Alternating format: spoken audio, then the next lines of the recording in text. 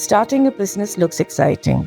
Behind the scenes, it's full of uncertainty, mistakes, and hard decisions. I'm Priti Rupara.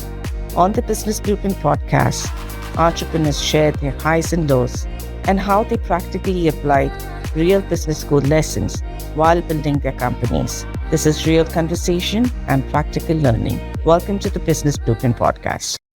Hello, everyone. Welcome to the Business Blueprint podcast. I'm your host, Preeti Rupara. Now, as you know, this podcast is dedicated to learning practical business lessons through the journey of founders and entrepreneurs. Now, in my work, I've had the privilege to cross paths with very interesting and passionate entrepreneurs. And I'm very impressed as to how they have practically applied those business lessons to build their companies and grow and thrive in the ecosystem.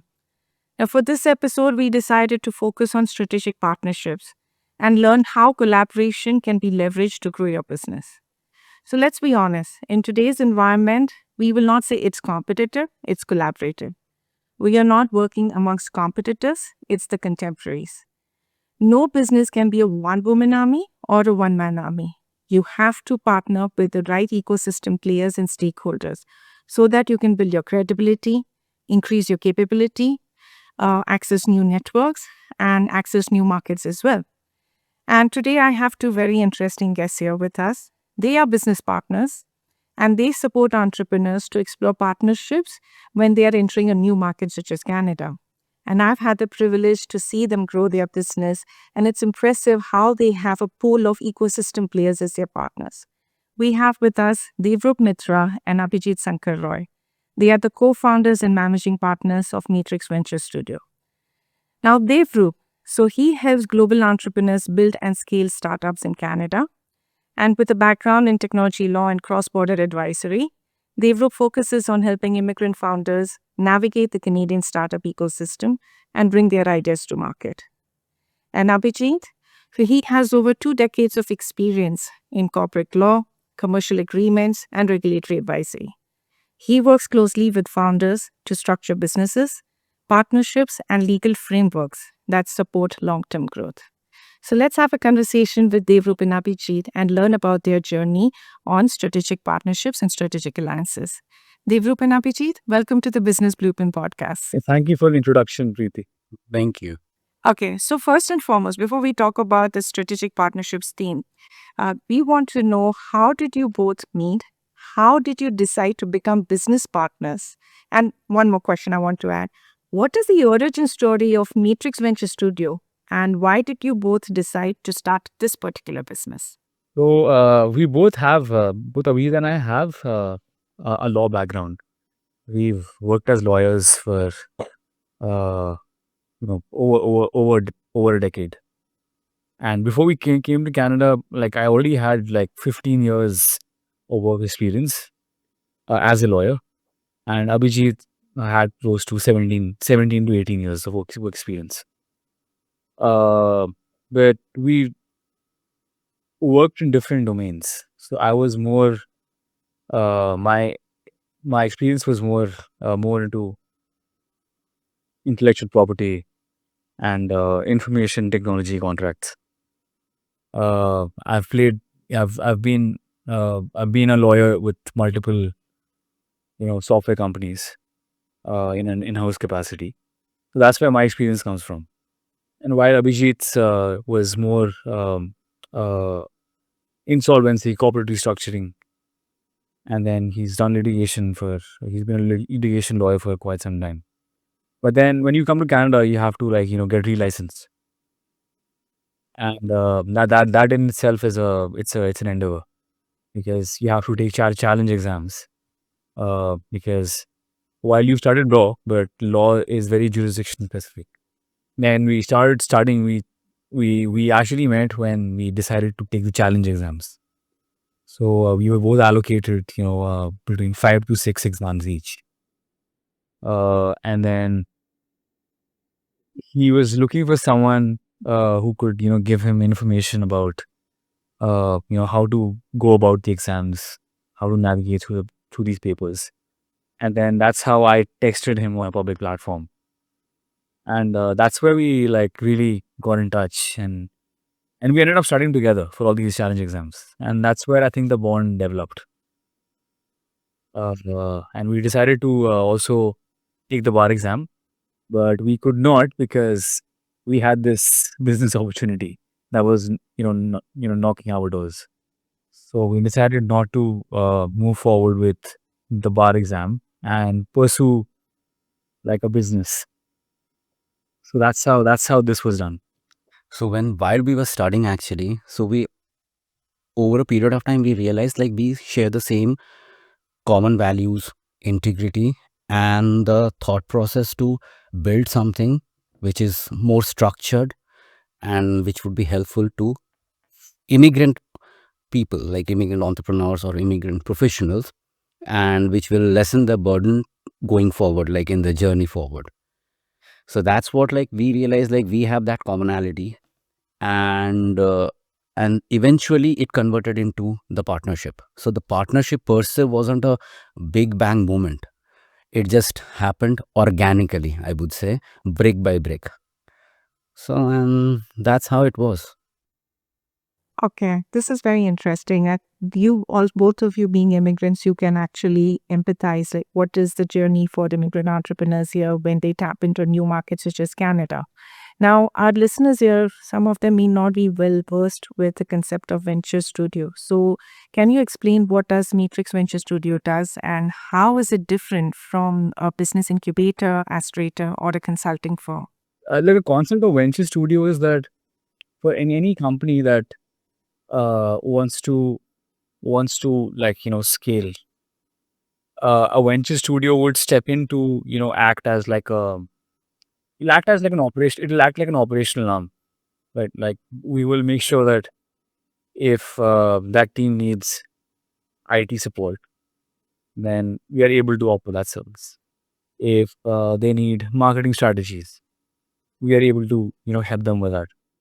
If they need recruitment, they need to recruit the right candidate for like like a job requirement that they have, then we do that as well. And besides that, we also give them access to our ecosystem and our partners, uh, and they benefit from it. So, and I would say this that we are not a not-profit organization. This is not a not-profit. This is a for-profit organization, and like there is accountability. So for every dollar that is paid, so the founders are able to extract value, and sometimes more than that they've paid for. So uh, it's like it's like a it's like an operation as a service. So anytime a startup founder is at point zero and then they want to move faster, and it could be anything like legal compliance, IT. So and through our partners, they are able to get that done. So then scaling is faster. Like there are more dependencies. So they don't have to run around and look for people that they think they can work with, because with startups, you have to move at a certain pace. So we enable that. So why this is the venture studio was important also, Preeti, because most of the like at least like 35% of the entrepreneurs that you see in Canada are like immigrants, like 35%. So when we are talking about like immigrants, those were like those who have come from a different land to a new place, they are not aware of the the ecosystem in itself, like how to proceed, what all things to be engaged, and how to engage them. So when you talk about the accelerators run cohorts. When you talk about uh like I'm talking about the investors, or I'm talking about any other experts, they just give the advice. It is the venture studio who co-strategize, co-build that particular product along with the founders. So now it's a long-term relationship, and then there's a hand-holding. We have already run through this process. We understand where the shoe pinches and where all they need the guidance. So it needs to be a more structured approach as opposed to just like giving them a dump which is generic in nature, because they need services which can be customized based on their needs, requirements, financial positioning, and their brand positioning as well. So when we conclude all this, so it's the venture studio. And like, if even if you look at like across the globe, it is when you're any company, when they are working in close collaboration with a venture studio, the chances of their success are higher as opposed to if they have just run through a cohort which is very generic in nature, or they have just taken advices on, like, in bits and pieces on few items. So the venture studio covers end to end everything. That was the fundamental reason why Matrix was like Matrix germinated, basically, like to give that end to end support. And that is the thing which separates us from all the others, I would say. So you both are act as bridge builders. You provide customized boutique services to end-to-end solutions. You are providing to those entrepreneurs, and you're very right. Like with the support of a venture studio, it is better for a global entrepreneur or a new entrepreneur tapping into the Canadian ecosystem to explore strategic partnerships. So, if you can share, now we are slowly moving towards our core topic. How important are these strategic partnerships for entrepreneurs when they are entering into new markets such as Canada? It is a deal breaker, I would say, because most of the businesses or most of the startups do not fail because of their offering, like what they know. They fail because whom they know. That's very important. Like, whom you know is very important. And as on date, network is equivalent to net worth. So you need to have the right people at the right places, and being with the right people at the right time in the given situation, that is what the key to success is.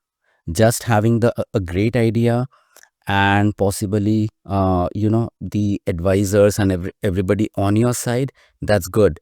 But whether you are aware of the ecosystem, whether you are aware of the key players, those who dominate the ecosystem, or those who can be helpful or assist you to transition and brand position your particular product, in the form and manner that you want, is very important. And that can only be achieved through the networking that you do. That is true. I mean, I remember in my early days when I was new in Canada, I had so many black coffee meetings just to build my network. And one trick which I would like to share here with both of you and with us listeners is I used to meet one person and I would ask that person to then connect me to someone from her or his network. And, I kept on doing this so that I can build my network. So this is very important point that you covered, Abhijit. And Devrup, maybe this question you can answer. So, if there is an example you can share how a partnership really accelerated the growth or credibility of a startup that you worked with. Here for any organization, like small, big, uh, they don't necessarily have everything in place. So sometimes, like it's uh, they have placeholders for certain things, certain functions, certain things they want to do, but then they don't have the capability. Um, so I think that's how the partnerships really come to life. Like you tend to look for a partner that can help you uh, get into a certain service or offer a certain uh, like a or like just offer a certain service that you have been wanting to extend to the customers, but you just don't have the skill set or the bandwidth to do it. But then that is but you recognized that gap, and then what you do is then you find a partner that can fill that gap, and then you unlock that value. So in any customer base there are multiple unlocked values. Like for example, like if Matrix has a client base of uh 35 startups, and then but we've only focused all these years, we've only focused on helping them on the business side of things, strategy side of things. But then there are things like um and which are pretty critical and pertinent to a business, like something as simple as tax strategy, cash flow management. But you don't offer that just because you don't have the expertise. But as a company, you recognize that, right? and you want to offer it to your clients because you don't want them to go elsewhere, right? And in order to offer that, like you don't have to really develop like an expertise from scratch because it might take years. So that is when you get in that is when you like find the strategic partner that can offer that service. There is revenue sharing, but everyone's making money as well. And then also the client benefits because everything's been offered from that same service provider who's been with them for the last 3 years. The partnerships are important because it is like it is not optional anymore.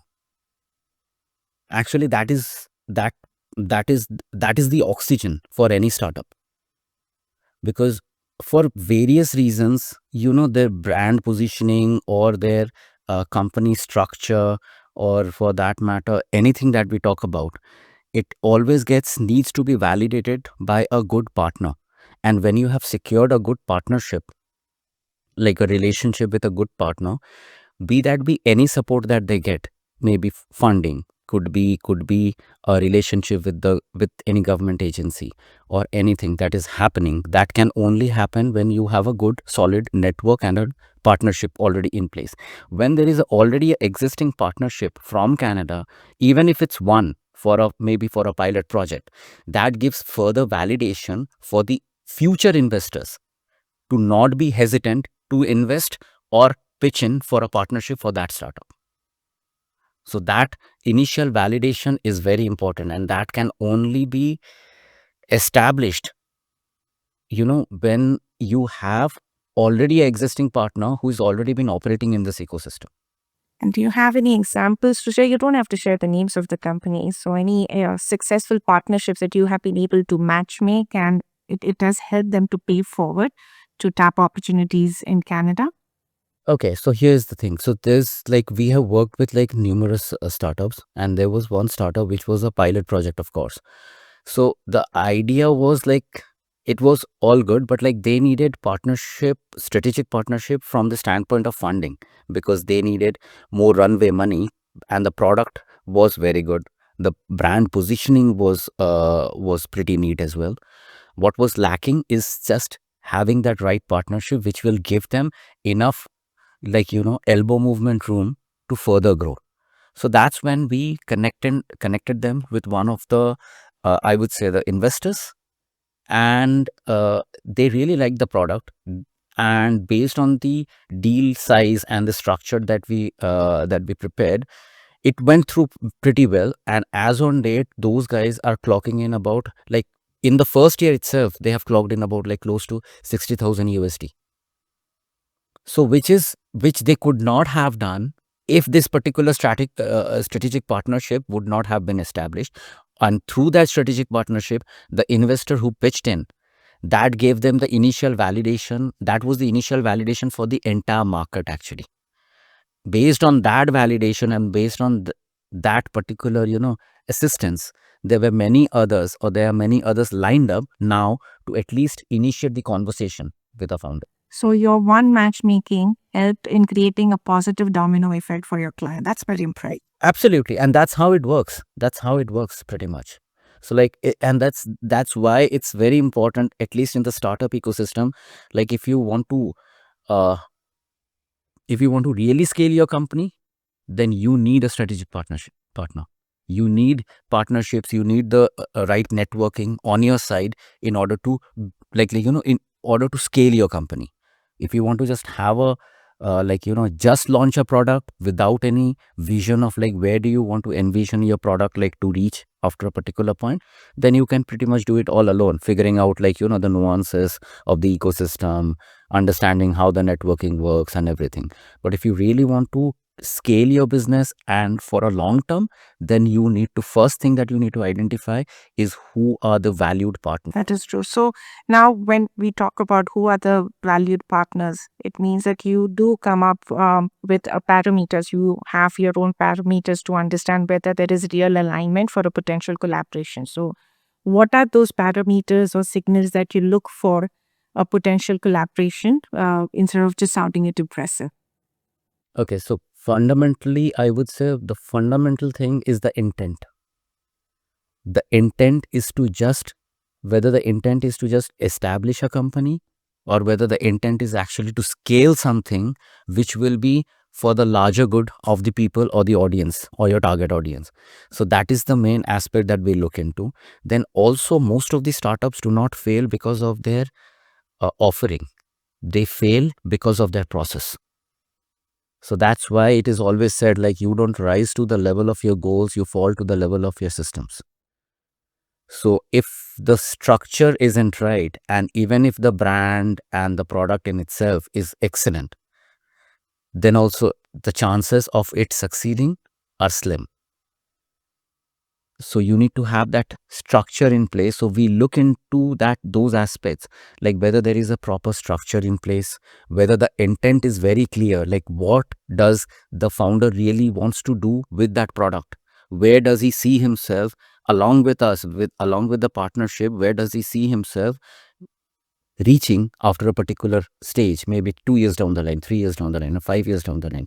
What does he really want to, how impactful his product is for the market, or what kind of impact does he want to create for the market? These are the parameters that we have to take into consideration.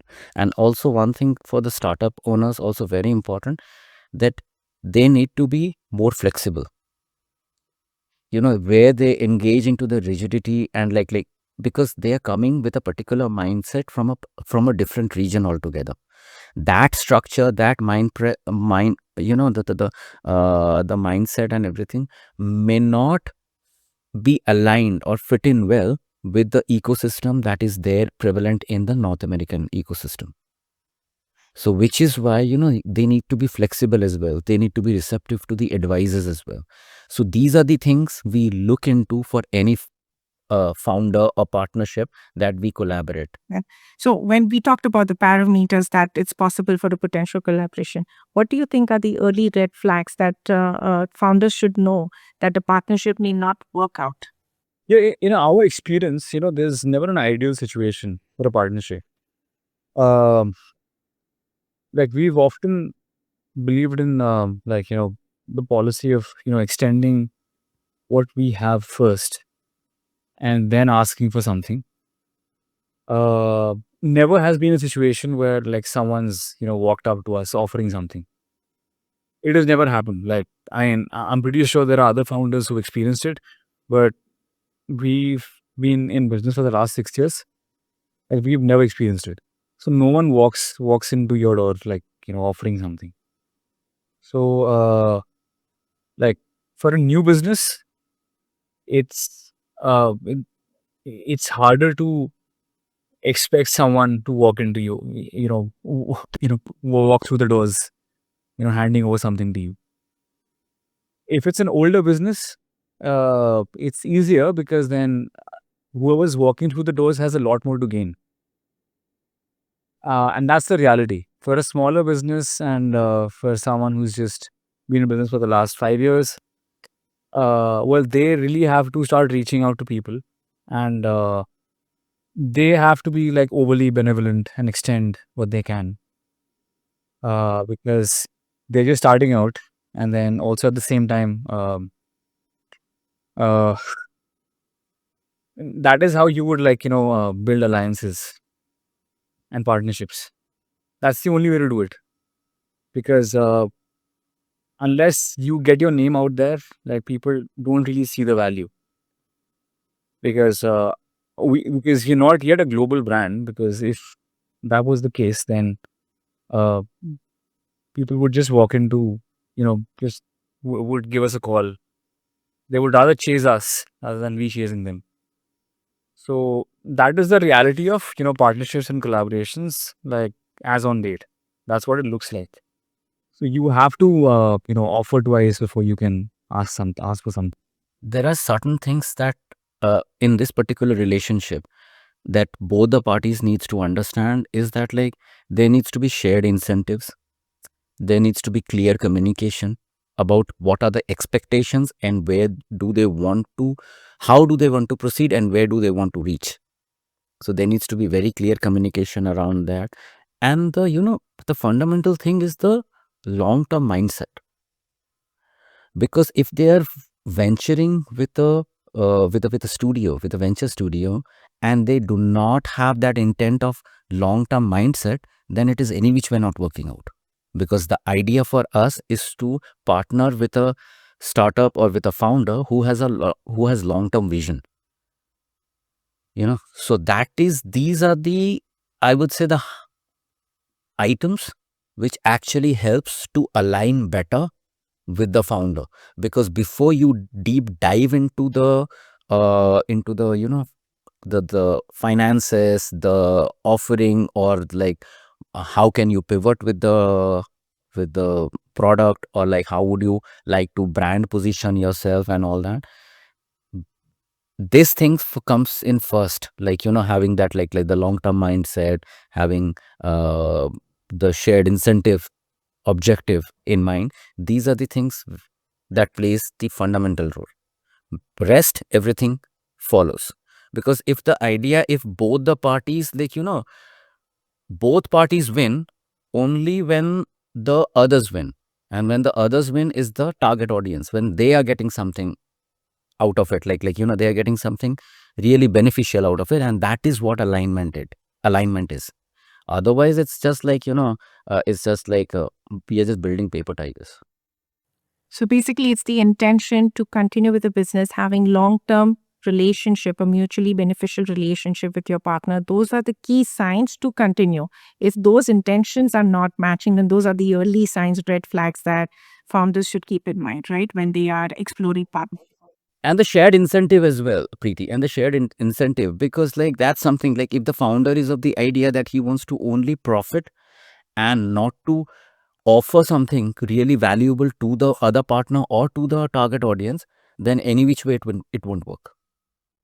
And has there been a partnership that has helped Matrix Venture Studio grow significantly? There has been multiple partnerships, I would say. It is like we as a venture studio as well, even we are startups, like we also started from the scratch.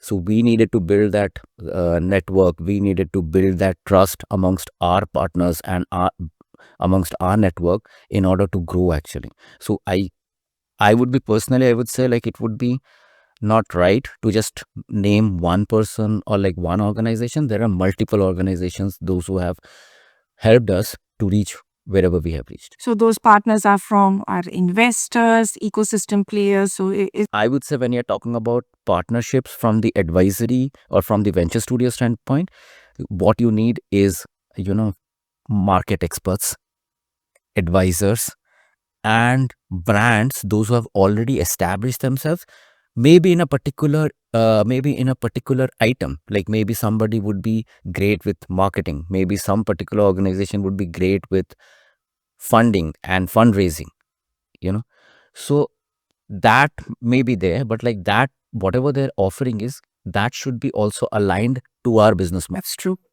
So we so there are multiple experts, there are multiple as advisors and entities, I would say, also those who have helped us, like from the funding standpoint, from the strategy standpoint, from the structure standpoint, from in fact how to position our brand for a better prominence in the market. It's everything like we have learned from the network that we have already been in. That is so important to have a strong network. Yes. So we talked about the successful partnerships that Matrix Venture Studio had. In this podcast, we also talk about School of Hard Knocks. So are there any collaboration that did not work out as expected, and what did you learn from it? For all collaborations, Preeti, so either I would say this way, it's never you never lose. Either you profit from like from the monetary standpoint, or you profit from the network standpoint, else you profit from the experience standpoint. So it's never been a deal where we have lost a lot. Like maybe we have lost on the time, maybe we have lost on the money, but we still got the experience, and that experience in itself is that invaluable. And pretty much for all the startup owners or anybody, any person who intends to be a founder, this is something that they should be aware of, that like not all partnerships would work out well. Not all partnerships would be a long-term, relationships. Not all partnerships would have the same, common ideas, common mindset, and clarity. Not all partners, but like every partnership, every time you connect with somebody for the intention of partnership, either it would work very well. Even if it doesn't work, it will actually give you some experience which will make you understand the fundamental rule which will help you succeed, and that is what not to do. More than people failing for the reason that like they what they want to do, people fail more with for the aspect when they don't know what to do. So if you know that if you know it, like what not to do, that is I think that's the first step towards your success. And I think this is a small ecosystem here, especially here in Canada. I mean, it's if the partnership is not working out, it's better to end on a good note. But because you're going to cross paths with those, Never burn bridges.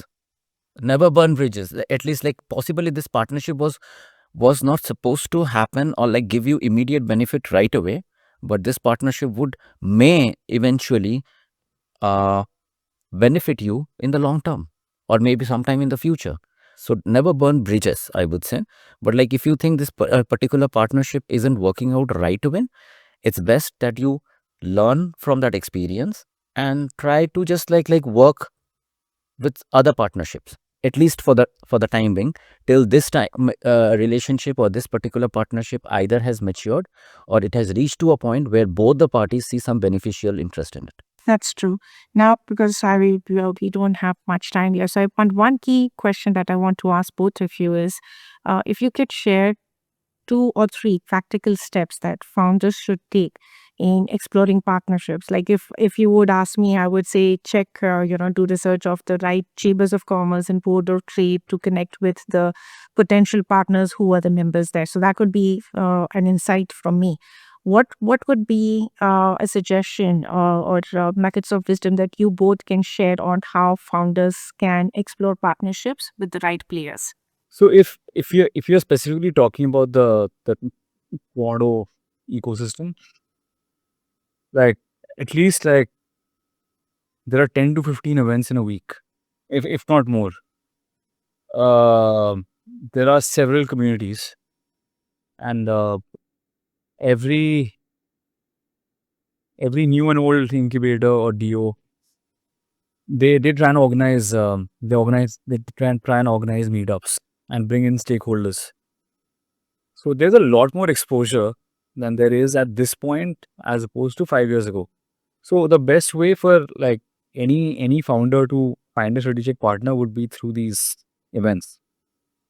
Like they can pick and choose, cherry pick what events are making sense to them, because also events are industry specific. Some are focused on clean energy, some are focused on manufacturing or automation manufacturing, and then there is very there are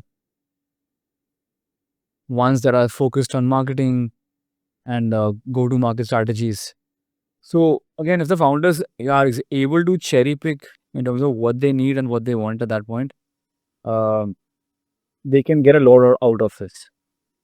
Okay, this is our event participation and finding the right events to connect with like-minded partners and stakeholders. Abhijitt, do you have any inputs to share? Yeah, actually, I will just add on to what they've said. Like once you are attending these events and these networking events or like any uh, show or anything that is happening, any seminar, anything that is happening, y- it's you need to you're going there for a purpose. You're going there for networking. You're going there to extract some value out of that networking or that event. So identifying the key people is very important. LinkedIn in itself is a very strong tool. So the approach I would say should be like organic. The approach should be organic, and the steps should be more like baby steps. So first list out 20, possibly 20 or 30 relevant advisors or partners whom you would like to partner with. Okay, reach out to them with some values, not with requests like, oh, I want this, I want that, I want this, I want you to assist me with this, I want your help in this. That usually doesn't cut out. If you're approaching with a value, that is something that people are more receptive. So uh, reach out to them with with a value, possibly out of the 20 or 30 people that you have identified through your networking, through the events that you have attended, or through the LinkedIn. So then most likely at least couple of people would respond, because everyone sees value, everyone.